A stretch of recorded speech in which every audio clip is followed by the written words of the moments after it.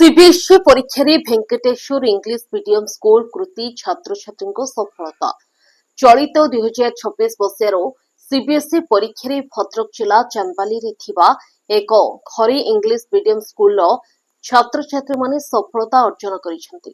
स्वयं प्रतिशत 97.4% मार्क हासिल करी स्कूल सर्वोच्च स्थान हासिल करथिया बेले रितेश बारिक 97.2%, ओम आदित्य दास और प्रियांशु सेठी उभय 97%, आरव बेहुरिया 96.4%, अर्पिता प्रधान 94.6%, अनिश्य साहू 93.6%, श्रुति मल्लिक 93.4%, सत्यम स्वरूप विश्वा 93.2% और भाग्यलक्ष्मी दास 92.4% मार्क रखिछन्ति।